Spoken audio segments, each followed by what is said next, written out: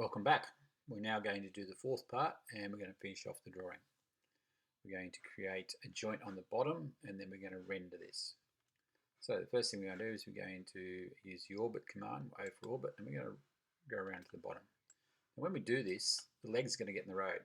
So we can actually select those legs and either hide them, or what we can do is have the, on this page here, have this selected, and when we double click on that, they disappear. So we're going to draw in here a joint that goes right across from one side to the other. And that's simply drawing a rectangle, pushing it down, and so on. But remember, we've got this bit in the middle here. That's going to make it awkward. So first of all, we've got to create some lines, some guidelines. Now the guidelines, T for tape measure, are going to come in from the top there. We're going to go down 53 millimeters. Okay.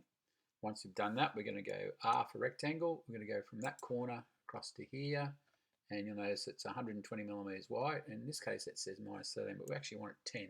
So 10, 120, enter. And once we've done that, you'll notice we've got this same situation here where we've got the lines going across the joint. Don't want that. So we're going to E for erase. I'm going to delete that from there, making sure we don't delete anything else, just the lines that go across. Once we've done that, we can now push this down, and we're going to go down 10 millimeters, and we can push the other one down and across here to make it the same, 10 millimeters. Zoom right out, you'll notice that we've got that joint in there now. That goes right across, and if we put or glue a piece of timber in here, or screw a piece of timber in here, it will keep those two halves as one, but separate at the same time. All we're going to do now is do one from the other end. So go to this end, zoom in, a guideline T from the end there, 53 millimeters, half a rectangle from there across to there, and it's 10, 120. Remove the little line there and there. Oh, I don't know whether I got it then. Let's zoom in. This little thing gets in the road all the time.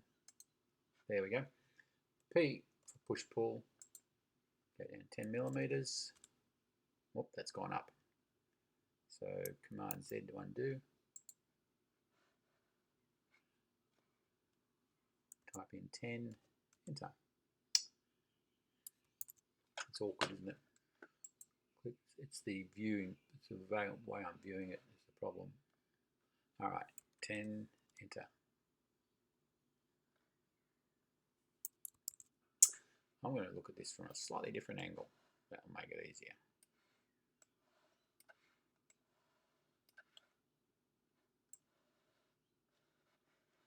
Mouse is really playing up for some reason.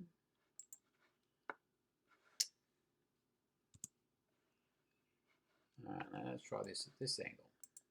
Push up, type in 10, enter. That's better. Push down, push up, type in 10, enter.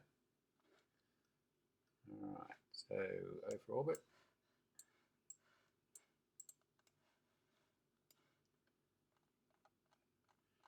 You'll notice that we now have these two channels that are going from one side to the other, creating something we can put a piece of timber into to actually hold them apart and together at the same time. So now if I click off that, the legs come back. They're in the road. So what I've got to do is got to hide the legs. So if I click on that, shift click, shift click, shift click, and it's holding the shift key down while I click all four legs. I can go over to this section now. I can't remember where it is now. Info, no. Let's start from the top. Not that one. Not that one. Not this one.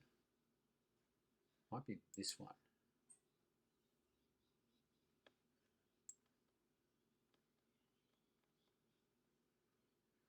Doesn't annoy you.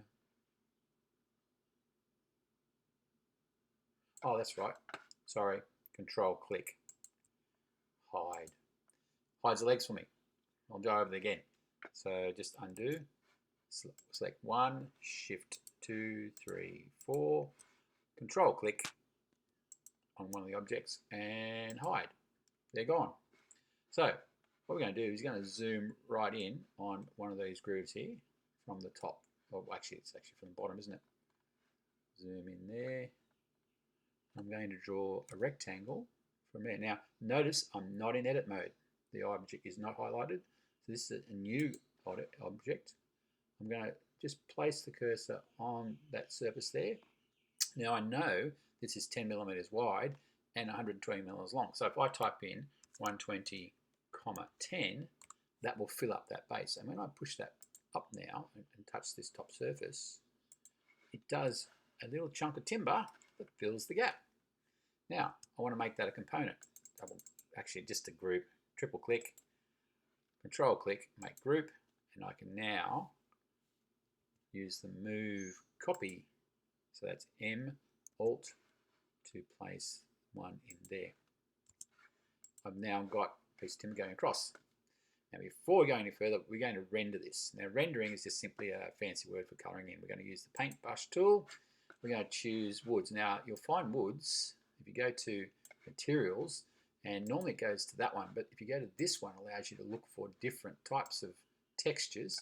I'm going to choose the wooden one. I'm going to use this dark one to do that object, that bit there, and that bit there.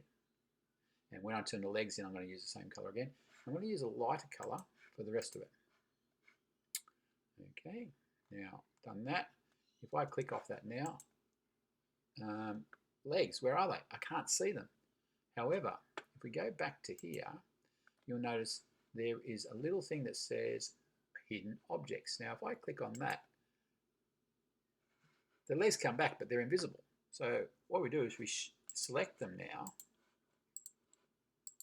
and do control click again. We can unhide them. And all that's left to do now is to render them using the paintbrush tool and the darker color. Now this is upside down, so we're going to turn it up the right way. And we can do that very quickly by just going to our views and selecting that one there. There we have it. One tealight holder. And that's it. When you've done that, you need to save that. So save.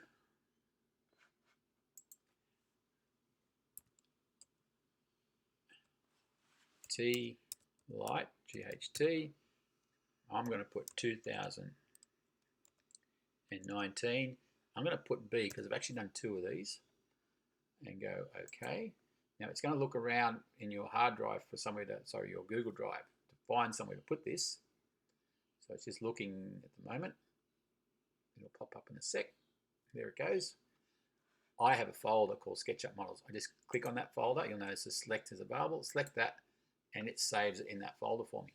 And I can go back and find that later.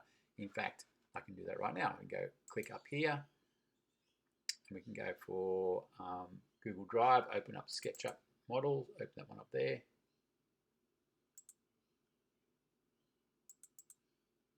And you'll notice there's a whole range of them in there. Okay, so we don't need those.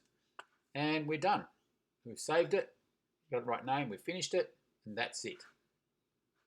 Okay, if you have any questions, post them on the classroom page so I can answer them for everybody. Goodbye for now.